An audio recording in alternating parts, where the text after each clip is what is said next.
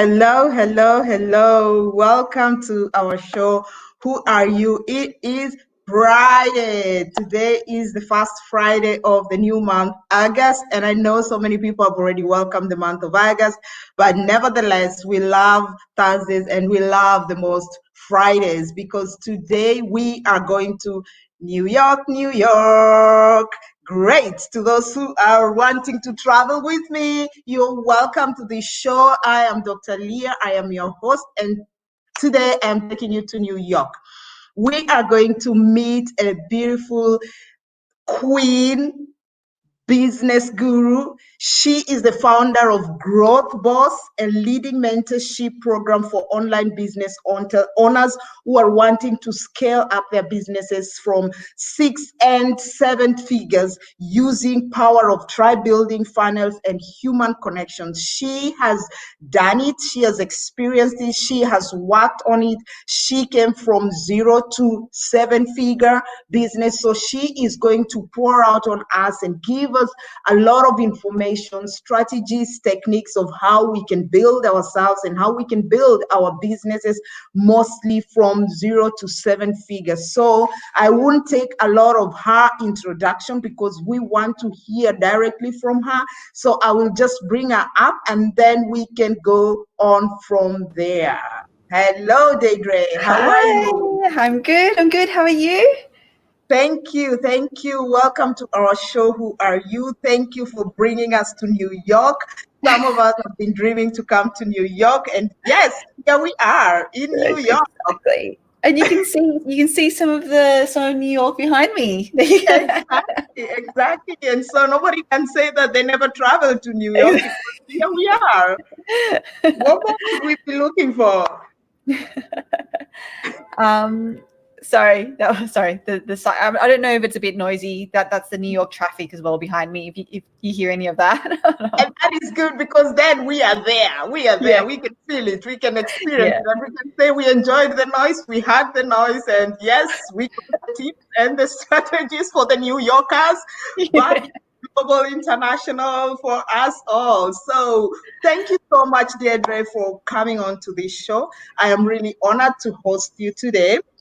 And I'm looking forward to our great discussion. I'm looking forward to your techniques, to your story, especially where you started from 0 to 7-figure. And I know so many people out there are talking about 7-figure businesses, 6-figure businesses. Most of the people don't understand. So what is that? How do you go from 0 to 7-figure, 6-figure? How do you calculate those zeros to come into your business?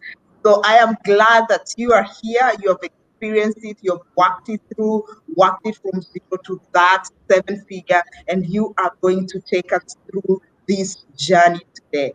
So with that said, I welcome you to introduce yourself to our viewers watching live and those who will be watching a replay so that they can know who do we have on the show today. Yeah, for sure. So I'll talk through my journey because it feels weird to not introduce myself and not say, who I am without kind of going all the way back because, I'm such a big believer that our journey actually defines us, right? Exactly. Yeah. So you might be able to tell from my accent that I am actually not an original New Yorker. I'm actually from Australia. But I've actually been in New York now for a year exactly yesterday, and I can definitely that's part of my journey as well in terms of how we decided to make the move. But yeah, so I grew up in Sydney, in Australia. Sort of, was the quintessential Asian nerd. My parents wanted me to be a doctor. I think I disappointed them because that didn't happen. But I, so, sort of all through my schooling, high school, even university, I was kind of, expected. I mean, it was expected from them, but it was also, to be honest, expected from me to excel in sort of what I did. And then I think, going I did a law degree and I ended up in banking in one of the biggest investment banks in Australia. And I remember I was in I was early 20s, so I was young, pretty fresh. And I'd actually been, because I worked part-time there as well when I was in university. So I'd kind of, I guess, had accelerated a little bit of my experience at the same time in the industry. So I was really fortunate to be put on a program that was kind of those like once in a decade type of programs around the banking industry. So it was like a full regulatory reform that was happening in the banking industry in Australia at the time. And I was really fortunate to be, at, my age, this junior burger, in sitting in the room with these super senior people, and I was actually leading a work stream. So I'd be presenting to them, it went from weekly to like basically daily, just because we were crunching in terms of getting crunched for timelines and making things happen. So it was an awesome opportunity and an awesome experience. But I think the one thing, or one of the most important things that I think I got from that experience was looking at these super senior people who have kind of, climbed the ranks, they've done the corporate ladder thing, looking at them, seeing how they interact in the room, how they interact with others, how they interact with each other, all the back channeling that happens, all the politics, I guess, which we all hear about and we all theoretically know exists, but it's just so different when you're actually in there and part of it. And I think I got to the point where I realized that wasn't something that I wanted to do. Climbing that corporate ladder, having to fundamentally almost change myself and who I am wasn't, and almost in a way compromise some of my values, wasn't something that I wanted to do long term. So I kind of knew almost from then that corporate wasn't for me.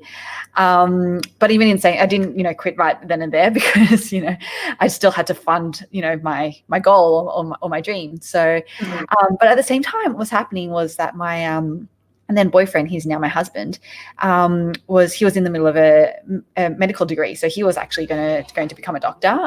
But he was hating it. He was just miserable, having to go to hospital, do the thing. He's not he's incredibly intelligent, but he's not a natural studier, if that makes sense. So I think just having to do all that and sort of seeing his own life play out, following a particular path, just wasn't, kind of at the same time I was seeing that path that I was on not really being the right path for me. I think he was also at that same, going through that same journey.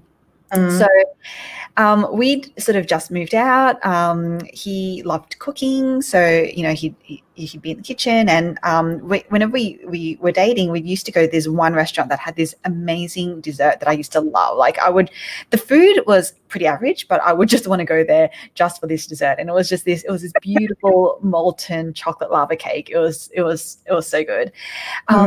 So he would actually spend a lot of his time sort of trying to perfect that. Which was really cool. And I think we were kind of like, he was really enjoying it. And we just got to the point where we were like, you know what, why don't we just try opening a dessert bar?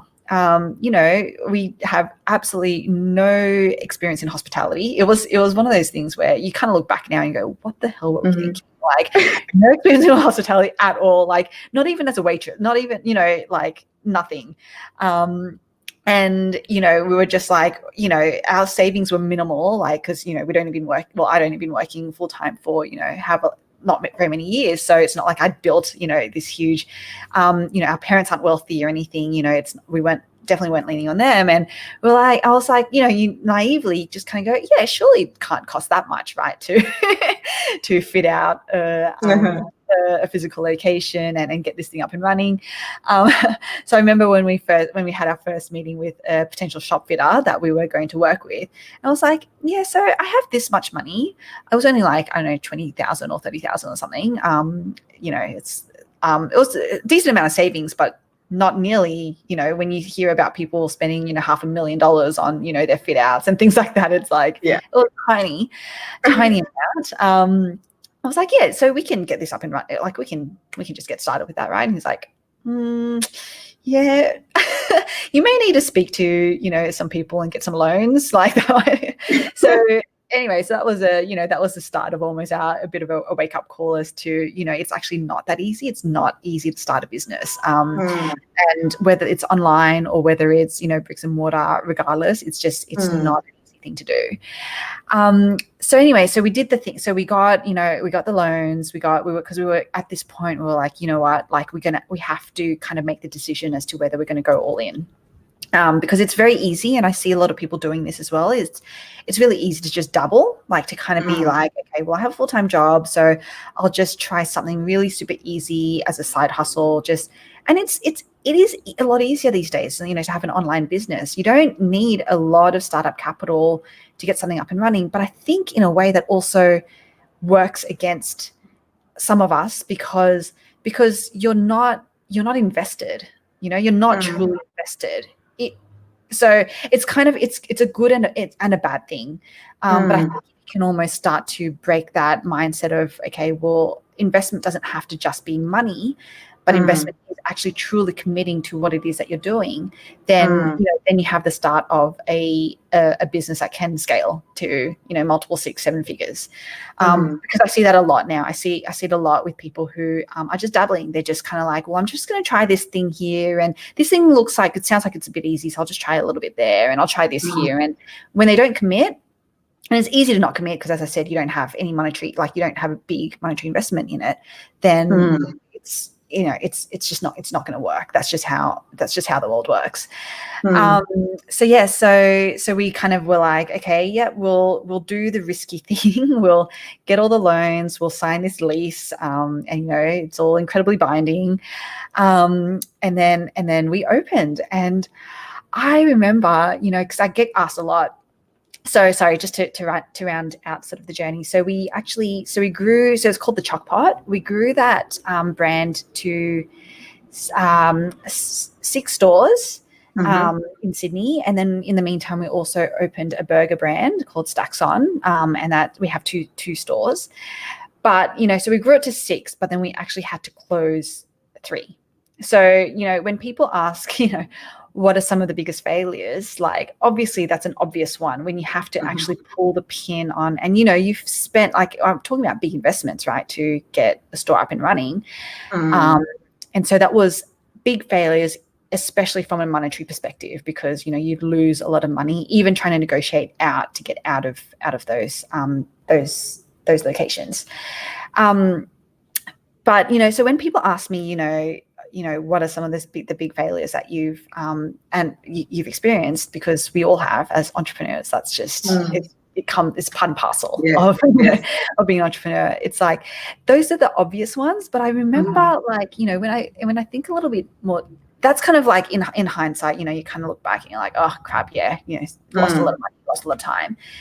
But I remember when we first opened, even our first store, and as when you get you're so passionate about what you do, you're so passionate about your product, you just love it, right? Because it back to front, you've been working on it for however long to launch it, and you forget, or like you naively think that of course people are going to love it as well. Of course our doors are going to be broken down because with all the flood of people that are going to be coming, going to be rushing in.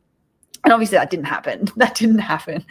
And I remember, those first few months, like every day you'd be like, we'd be making $100, $200, $300 a day, like nothing really in the scheme of things, especially when you have rent that you have to pay, you have suppliers that you have to pay, you have wages you have to pay, like, it's expensive. And, I remember in those moments feeling almost like being in the store, and actually feeling claustrophobic. And in those moments, that's what when I think back to my failures, it's like that was the time when I actually felt like I was a failure. Like I was, and it was it was a big lesson for me to learn that, failing or feeling like you're failing at something is not the same as you being the failure. But at that time, being a first-time business owner, just having opened, all those things, like that was one of the first times that I actually felt like a failure. Like I was like, all of our decision making, like, why the hell did we do this? Why did we do, like, what are we doing? Because couldn't find a way out of it. As in, we just opened, and I think this is where a lot of people give up. And again, Yeah. And it's very similar to dabbling. Like, we just couldn't afford to give up, right? We couldn't, because we were so invested, because we'd invested all this time and all this money. But that's why so many people dabble now, is because they get to this point, they haven't actually invested this much money to get something up and running, because they haven't had to. And so they just give up because they can. Yes. And there's nothing wrong, and I guess I'm sort of jumping all over the place here, but I kind of like, I don't there's nothing wrong with kind of listening to your customers and pivoting if you know that you're close to where, and you just need to make a few tweaks and changes to give your customer what they actually want. That's different to sort of not getting success, overnight, or not getting success overnight, and then deciding to give up because you think that, you're a failure, it's a failure, whatever. And so, so I guess I remember those times, those days where, we'd be like, even $300 was like a win, because it was like, and it was tough. It was really, really tough. But we worked through it. And, funny enough, like I think this would have been close to 8 years ago. And it was at that inflection point. It was really interesting when I look back at the trends that happened sort of online, but it was at that inflection point where, blogging was all the rage, sort of the years prior to that, leading up to that. And it was really when all the bloggers and stuff were starting to turn to this thing called Instagram. So this was when Instagram was really starting to scale and pick up.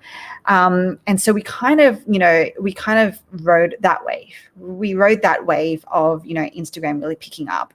And I think that's a good learning, because now I know that, people put so much stock into things like Instagram and their Facebook pages, but that's actually not the thing that's going to make the difference for them.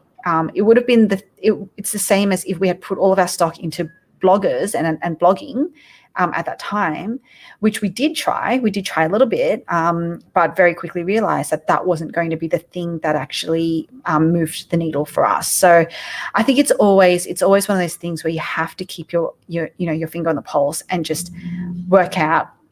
Instagram is great for, creating curiosity, for sort of building,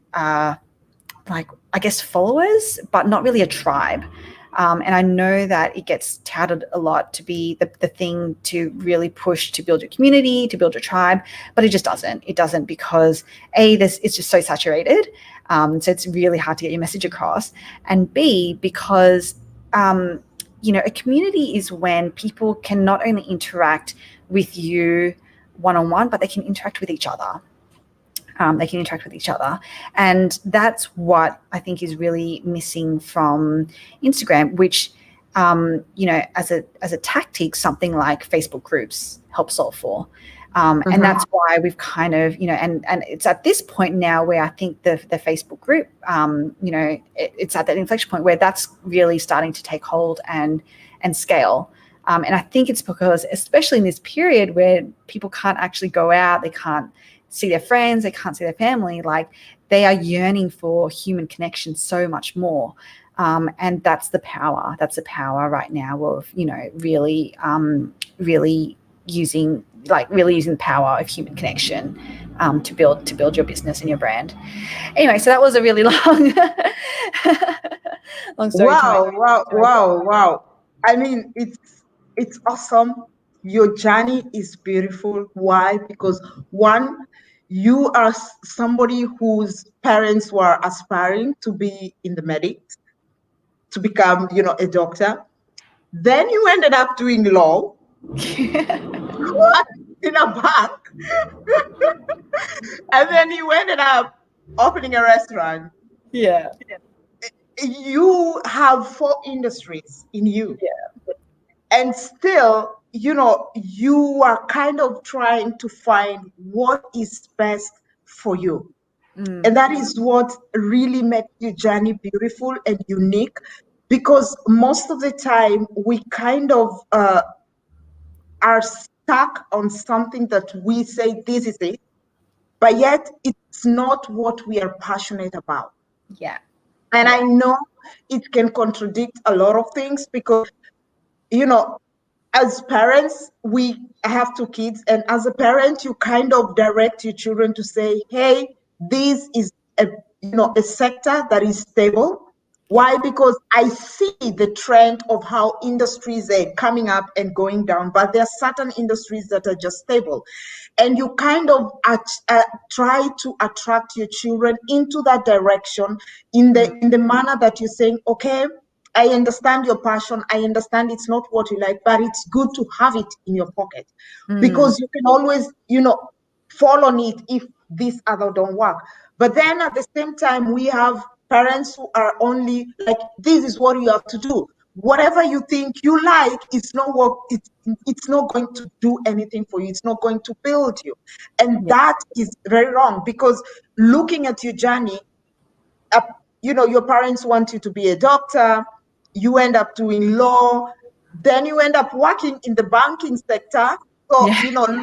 looking at doctor, law has nothing to do with finance, but then you went into the finance industry, and from there you ended up, doing business in, um,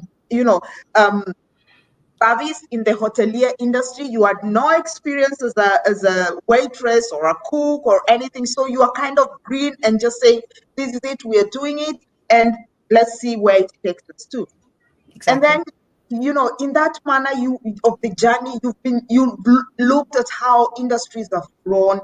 Social media has grown from, blogging. People went into Instagram, which has been very loud. There was Facebook. There is, I don't know, Tumblr. There is Twitter. There is TikTok. There is all kinds of platforms where some people are really thriving with it. Some people are struggling with it, but still, there is that thing that you need to find your finger on that is working for you.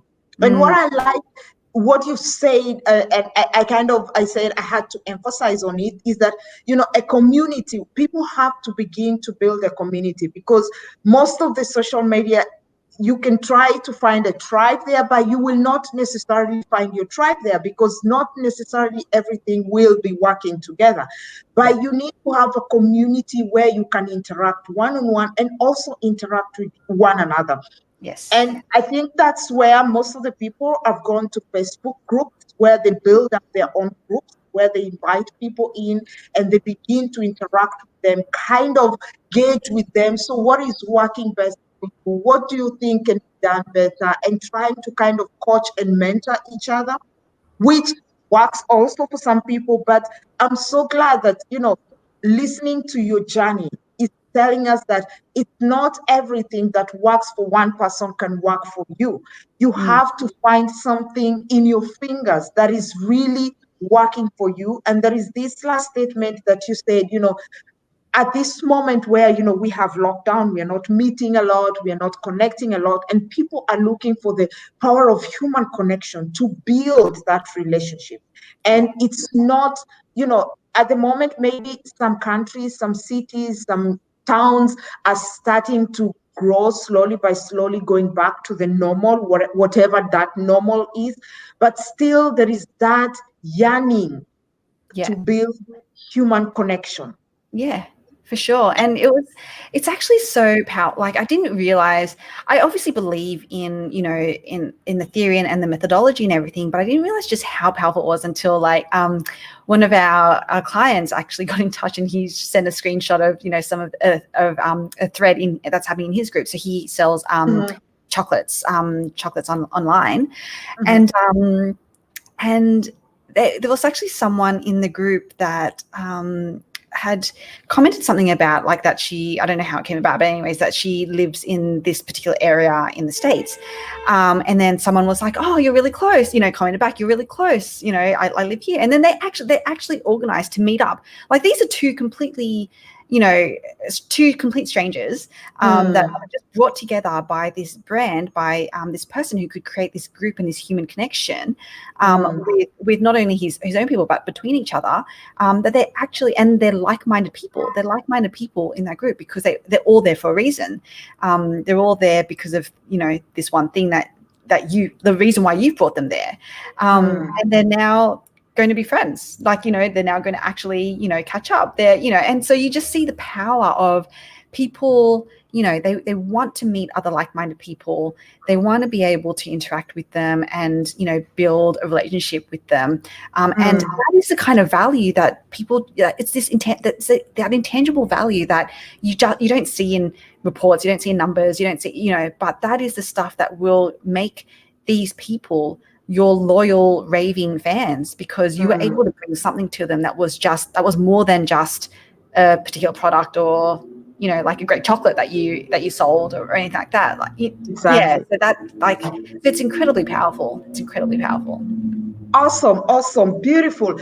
So we are going to make a short break, and when we come back, we are going to continue with our discussion on how you can successfully build your business from 0 to 6 and 7-figure business with Deirdre. She has already walked us through her journey, and we have seen that there is so much that we can still do, and you can be coming from wherever state you're coming from, and still you can build something that you are passionate about, regardless of where you start from. So please do not go anywhere. Take a cup of coffee, a glass of water, and we will be back in 1 minute.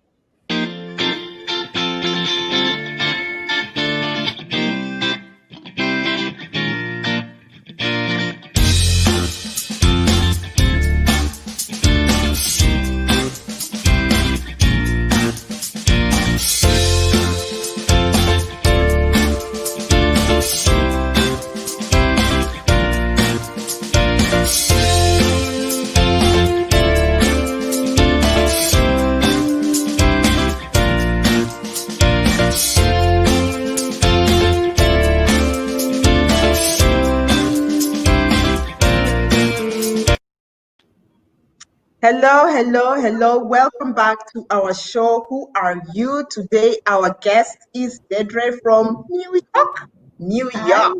Hi. So if you've never been to New York, today I take you there without ticket. I've paid your ticket.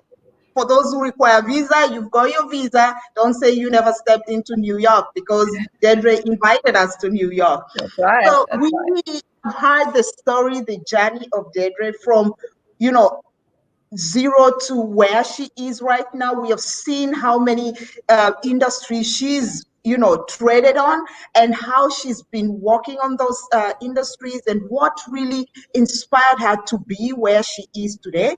So we have seen how she said that she can count what are the main specific failures for her, because she had restaurants that they had like 6 of them, and then they had to close up like 2 or 3 of them. And for them, that one was something that, you don't expect when you've invested a lot of money, you've invested energy, and you kind of have those feelings of, are you really going to make with what is already there? But that did not deter Deirdre to make and to establish herself as a successful 7-figure entrepreneur. Deirdre, talk to us through how you came about becoming a coach for 7-figure. Yeah. I feel like I stumbled, as with most things, you just kind of stumble on, on something that actually brings you a lot of joy. But so if I go back to thinking about those days of, only banking $100, $200, $300, I had wished at that time that I knew what the hell I was doing. And I think that a lot of us, and especially, and that's why it's kind of almost important to know, where I came from, like being a high performer, being, like, I guess, told that I'm intelligent and, being like doing all those things, I was like, of course I can make business work. Like, that's a given, or, so naively and, very, I guess egotistically, I was like, yeah, of course, you know, this is going to work for me. And so I just didn't think that I necessarily needed the help. And when I think I finally started realizing that it's okay for me to invest in myself, to get the help that I needed, that was when I started to flourish. That was when I started getting different perspectives. So I had coaches and mentors in marketing and growth, but also in operations, you know, even down to, you know, part of the reason, like, so we had kind of gone into these locations that we had to close down kind of almost, again, naively. We were being approached by all of these landlords saying, I love what you're doing, like come and, you know, open up a, you know, and again, you know, very much appealing to my ego and to my, you know, but I think, you know, what getting some of these business coaches and stuff helped with was very objectively going, you know, let's look at what the important metrics are. Let's look at this rationally. Let's, you know, they helped us get out of some of those, the ones that we need to get out of. They helped us say yes to the right ones, but they also helped us say no to the wrong ones. And I think, so I think that, you know, I think the key for me was really understanding that I needed to, because I'm not really investing in the business. I mean, yes, the business has is benefiting, but really I'm investing in myself. I was saying yes to myself. I was saying yes to myself learning, but I was saying yes to myself not knowing everything, one, but then I was also saying yes to myself being open to learning more, learning new things, and constantly being curious. And I think, you know, that's where that curiosity itself is probably where it got me to the point where I am now. And this leads me to the decision to move to New York, because at that time, so, you know, through all of this, I was actually still working full time, mind you. Like, so my husband was in the business full time. And I was kind of working full time to just continue to fund like sort of, you know, our lives, I guess. And then, a couple of years ago, I was kind of, it's interesting because I got to this point where I just wasn't curious anymore. I wasn't curious anymore about where I was at that point in my life. And at the same time, I was kind of headhunted by this, it's a Canadian-based business, but they were opening offices in Singapore. And they were like, oh, would you be interested in sort of, you know, making the move to Singapore, maybe joining that office? And I was like, oh, probably not really. But what happened with that is, you know, once you kind of get a seed planted, it kind of starts to flourish and you start to think about new things. And I think one of my dreams has always been to sort of work and live overseas. And I've loved, you know, the States. I've loved New York. I've been here, you know, a few times already. And I was like, well, you know, if I would consider making a move, why wouldn't we just move to, you know, because at that time I was like, oh, well, maybe I can do the Singapore thing and then use that, you know, as a stepping stone to then, you know, but I was like, you know what, like, again, life's too short. Like, we want to do this. You know, like we just have to make that move. And also, and this is probably I should probably start with this point. We had actually found out at that point in time that our store manager for one of our highest grossing stores had actually been stealing from us. And stealing a lot of money over a period of years. So it was like it was in the hundreds of thousands of dollars that he was stealing from the business. And it was like, it's one of those things where you just experience, it was just a betrayal, right? Because we had trusted this person, we backed him, and what had happened was when we found out, obviously, you know, there's the one thing, which is the money and all of that. But I think the deeper thing was really almost like not trusting your judgment anymore, because you had made a judgment about this person. You'd put him in a position of, you know, where, you know, he also and we were finding things out after all of this came out. We were finding things about how he was treating the team, which just wasn't part of our culture. Like, you know, all of these things that where you just go, oh my God, like how was I so wrong about, this person? And so then you start to question everything. You start to question. And I think, we could have very easily fallen into this trap of like, and I was very tempted of just kind of like clamping down and like going into micromanagement mode, because it was like, okay, well, clearly something's broken and we need to get back in there and we need to fix it and we need to like be super hands-on and we need to, all of that. And I think in a way, there was this other part of me as well that was like, this is not going to end well. This is not going to end well if we continue down this path and we don't actually almost physically remove ourselves from the situation. Because, there's one thing to have to change your mindset about telling yourself you have to trust, you have to continue to delegate, all of that, which I totally believe in. But then, when something this big happens, I think for us, the best thing was that we actually had to almost physically remove ourselves so that we could give our team, the people who are genuinely, who we were correct about, like as in, who had the business's best intentions at heart, all of that. We actually needed to give them the room and the space to grow. And, and so I think it was kind of like all these things coming together, that where we were just like, let's just do it. Let's just move. So we did. So that was, so as I said, that was a year ago that we actually made the move. So it was probably 18 months that we actually sort of made the decision, and then sort of 6 months to kind of put everything in place, systemize everything, put the right people, in there leading the teams and things like that. And then we made the move. And to be honest, like, when we made the move, I actually was already starting on a new business. It was in sort of fashion technology, which, so that was kind of where my curiosity took me. And very quickly, we realized, and then COVID happened and things like that. And it's kind of like, okay, this just isn't going to be a viable business. And when I was sort of going, okay, well, what am I curious about? What am I passionate about? And I've always been really curious because of the fact that I've been in that position. I've known what it feels like to not make the money that you want to make.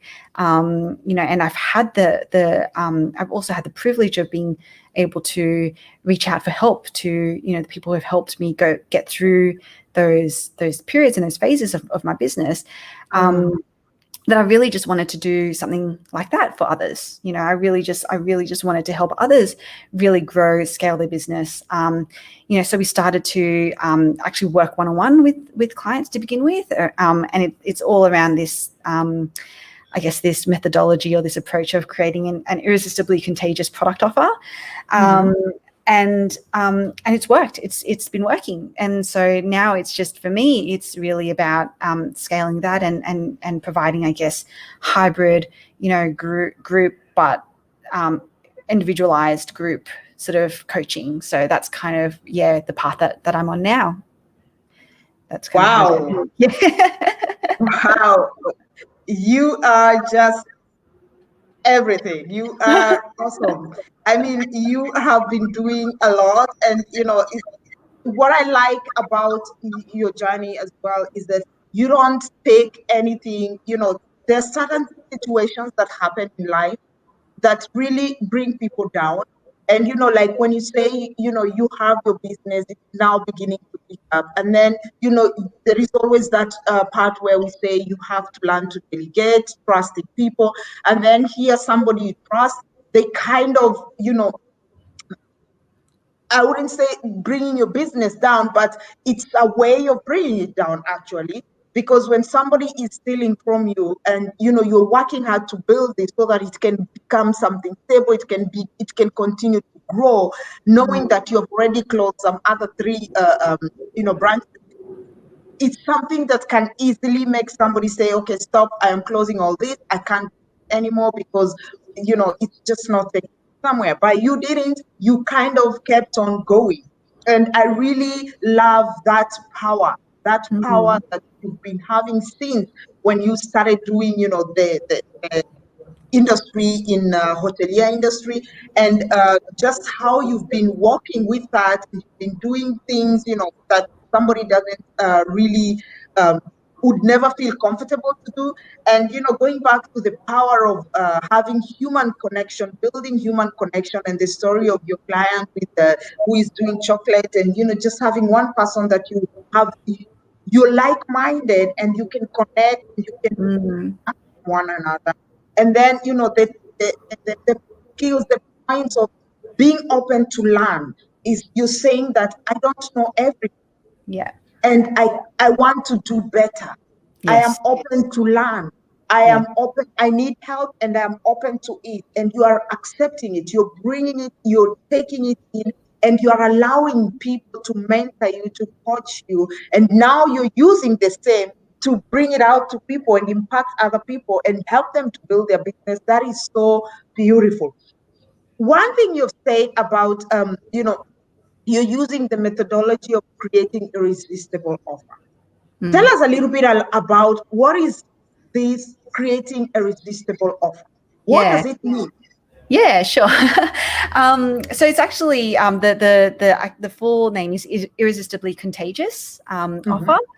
And I guess it kind of is what it says. So irresistible, so if we break it down, it's kind of, you have to start with having an irresistible product offer where it just people literally cannot resist it. So, you have a whole, your product is one part of it. For sure. But it's wrapped up in an offer, which is everything from how people get to know about you, how they discover you, how they research, how they go through your sales funnel, how they buy, how they get the thing, they use it, they get the results that, they're after. So it's kind of it's everything. So we're big believers in your product offer. Your product, is just one almost small part of your product offer. So that whole thing has to be irresistible to the point where people cannot say no. And we have, we kind of go into a bit of biopsychology around what makes something irresistible. But that's kind of, that our starting point is that you want to create something, first of all, that people cannot say no to. And then the contagious part is, once you have that, then you start to you start to create something where, it catches on with a virality that is hard to stop, right? So people, they can't help being swept up in it. They can't help infecting others with it.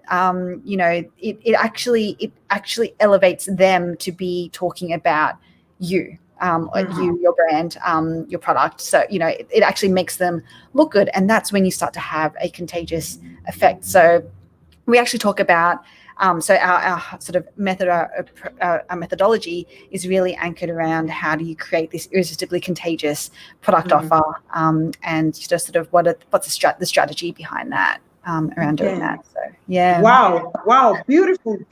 I am so happy. I am learning a lot. I am just seeing how growth is coming, how growth is happening.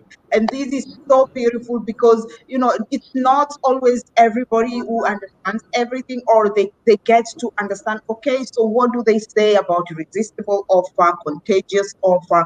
How do I do it? What is it? In one sentence, and you've just you've broken it down. It's just that offer, the product plus your marketing plus your everything that you package in one, that when you present it to people, they cannot say no. And once they have it, they become people who elevate you. They are appreciative. They enjoy the whole package in one setting, that they kind of sell you and sell your brand ongoing.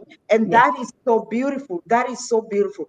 We are going to make another short break. And when we come back, we are going to hear from Deirdre, some tips of how we can implement those methodologies in our businesses so that we can begin the small steps of growing our businesses into 7-figure businesses. So stay tuned. Do not go anywhere. We will be back in 1 minute.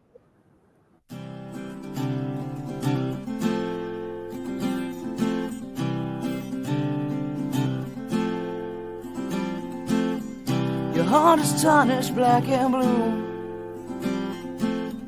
Betrayal is a feeling, not a word anymore. And you won't fall in love again. You I've opened up too many times to be let down once more.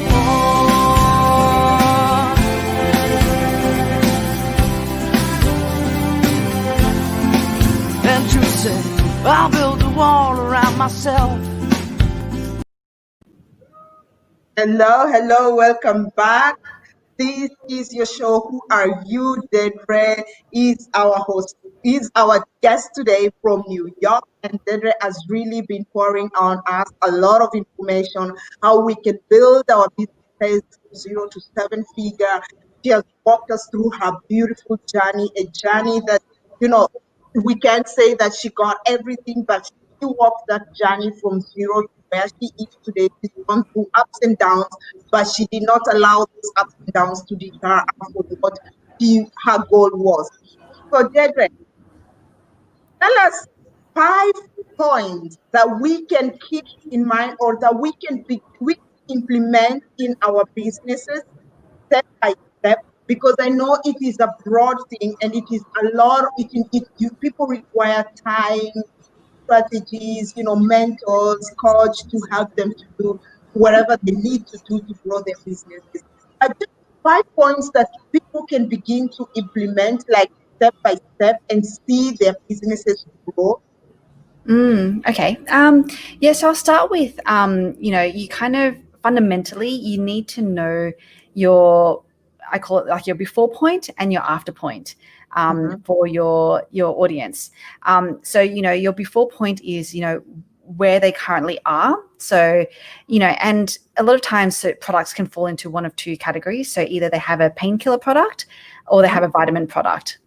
And a painkiller product is, when you're trying to get someone, it's like an aspirin, right? You're trying to move someone away from pain.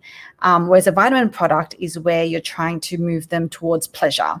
So that could be like an aspiration, some kind of goal that, isn't necessarily, moving them from like a deep pain that they're feeling. But, it's still, we all have aspirations, right? We all want to be perceived or seen or whatever as a certain thing that, in our mind is then a reflection on us. So, so there's kind of one or two categories that you can sort of put your product into. So when so for example, if you have a painkiller product, your before is obviously going to be in that pain that they're currently in. And the after is, when they're out of that pain, what does that look like? What are the results that you're actually getting them? And with a vitamin product, obviously their before could just be, it's, it doesn't have to be a pain. It's just their current status, whatever. But their after is this elevated or this enhanced version of themselves that they've aspired to. So that's almost the fundamental. You need to know where you're taking your audience or your customer from and to. What results you're getting them. So things like, why are they even buying from you? What do they want to achieve in their lives? What difference does it make in their lives? What is the benefit? How does it make them feel? So those are the kinds of questions that you want to be asking yourself around when you're defining this before and after. And then, you really want to think about like mindset, skill set, tool set. So I say this all the time. A lot of us with the products that we have, the tool set is kind of the product. It is the thing that, they're using to get the results. But, equally important, if not more so, to have people buy or to have something so irresistible is to actually be not just talking about, but really contextualizing the mindset and skill set part of it. And, the mindset is really about, if you have a painkiller product, for example, people aren't going to buy from you unless they're in the mindset that they want to actually get away from the pain. Because unfortunately, some people like being in pain. Like they want to be in that, and so they're never going to buy from you. They're just not, because their mindset hasn't shifted to wanting to actually get away from that. So you kind of almost have to kind of work in sort of mindset elements when you're in whether it's in your marketing messages or, definitely, and this is why, and I'll get to sort of tribe building later, but, that's why it's so important to have that connection, because you want to actually start to delve deeply into what people are thinking and why they're thinking that way before you can even sometimes make a sale. And then skill set, that's kind of all the things that, you need to, that your customer, your audience needs to know to actually extract the practical value from your product, your tool.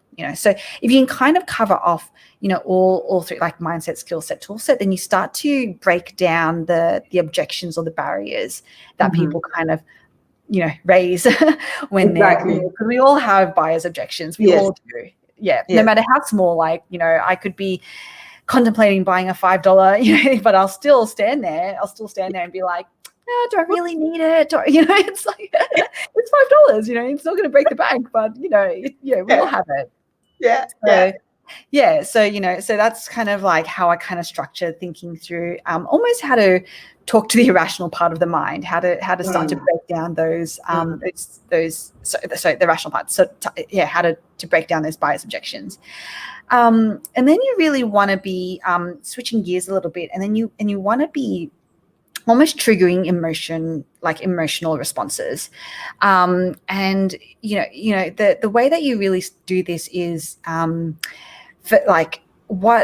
first you want to create a scenario, a habitat. You want to really contextualize the thing in a way where people can see themselves doing it so vividly that, again, there's that objection completely goes away.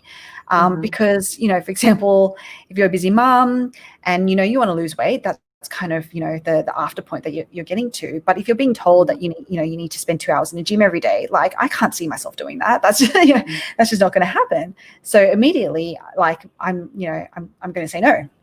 But, if you can paint a picture where, whatever you're teaching them or you're selling them, they can do in amongst their morning routine, as they're getting their kids ready, as they're, making whatever, like, they can see, you're painting the picture for them so vividly that they can actually see themselves doing the things. And they don't need to be someone, they don't need to change themselves. Like, they don't need to be someone else. They don't need to be somewhere else. They can just be who they are in their current scenario.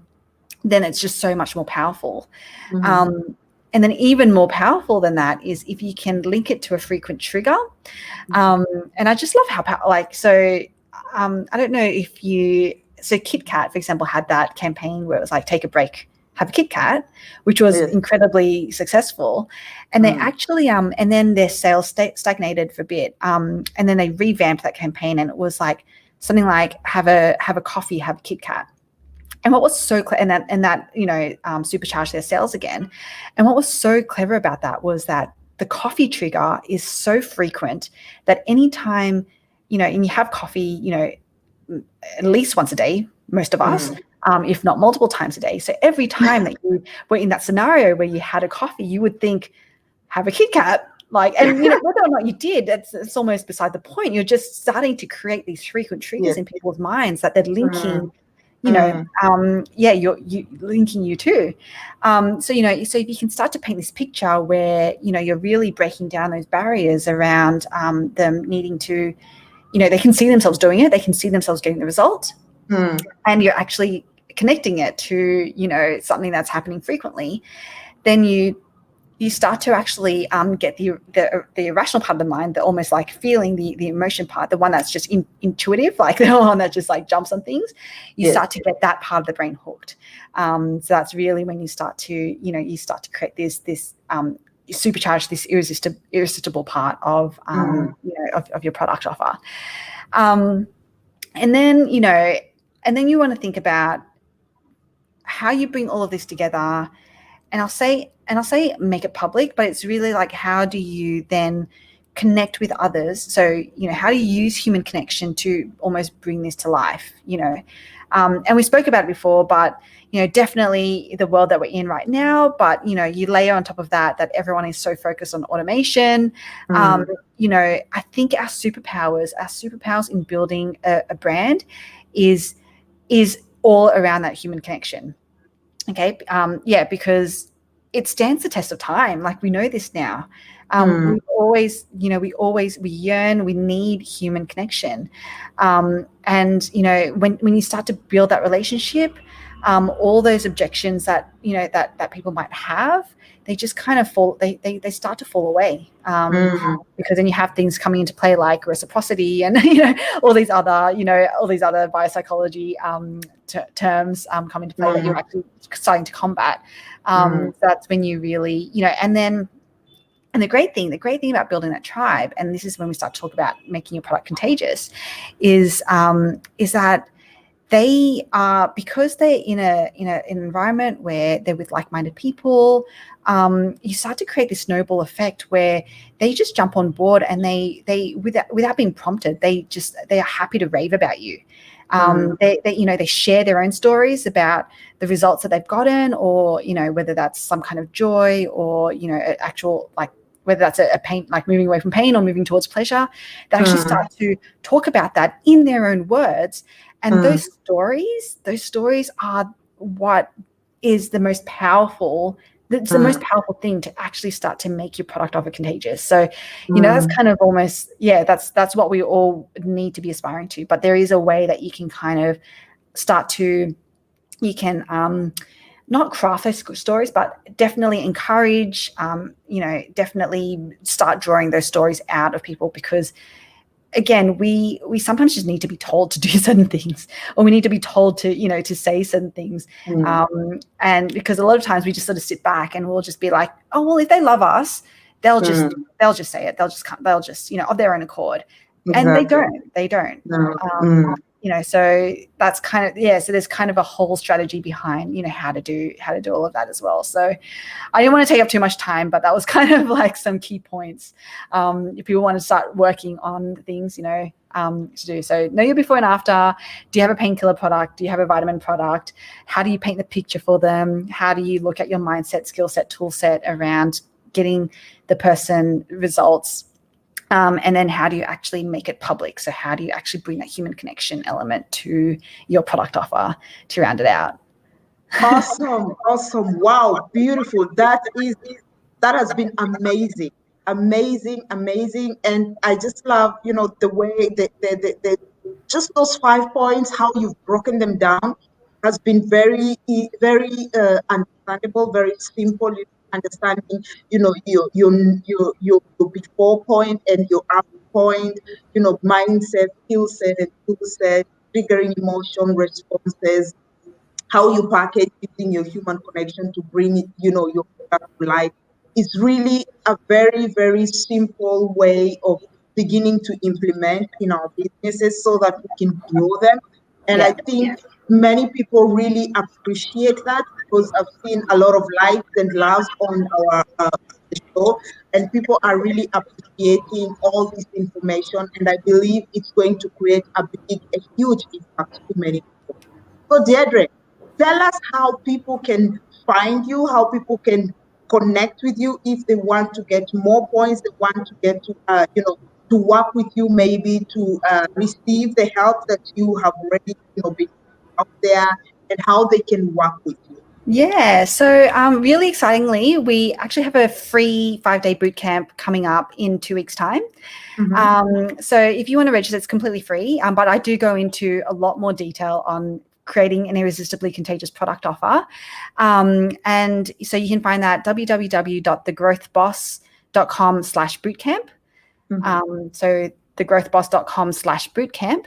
And that's essentially register for the bootcamp. It's 5 days. It's a lot of fun. And you will actually walk away in those 5 days with an irresistibly contagious product offer. Awesome. And this boot camp is going to be virtual, or is going to be? It'll be virtual. It's going to be in my Facebook group. So awesome. Awesome. So people, you can also try to connect with Deirdre on her Facebook page, so that you can get to register for the boot camp, which I'm definitely sure it's going to be very profitable to a lot of us, to a lot of you out there. And please, as you're watching, give us some feedback on how you've implemented these strategies, these simple techniques and skills that Deirdre has shared with us, and how they are impacting you. So thank you so much, Deirdre, for joining in with us, for teaching us a lot of things that we didn't know, or we wouldn't have known other than having to host you and to know and to learn from you. Thank you that you have walked us through your journey. It's been amazing to be with you in New York City. New York, New York. New York, New York. Everybody sings about New York, New York, and it's been a pleasure to have you on. And thank you so much for all those who have been watching live with your loves and your likes. We really appreciate, and we are looking forward. Next week, we'll be having new guests. We'll be talking about different ways of coaching.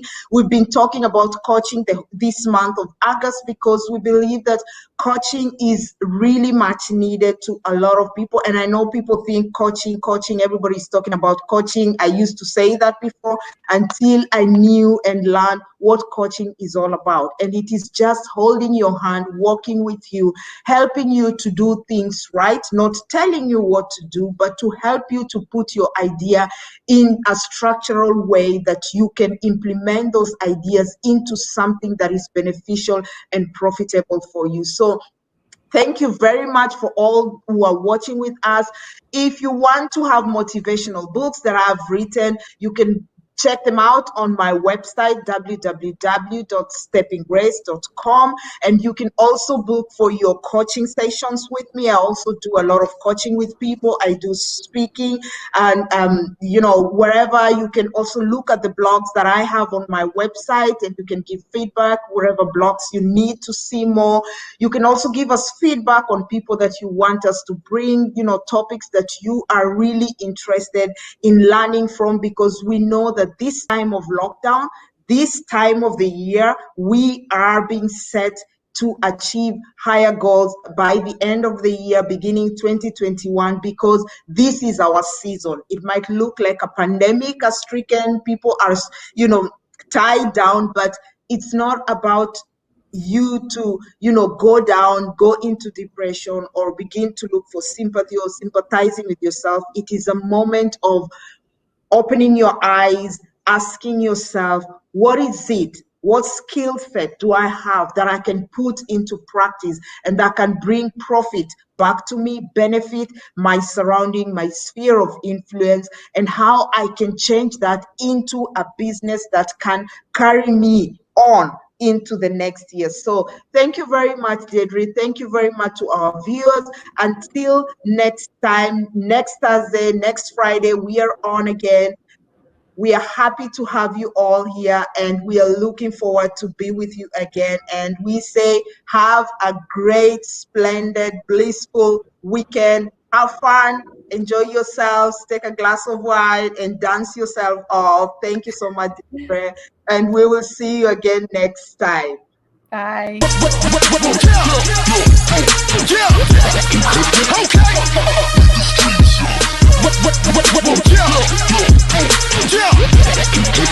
on, make the streets up.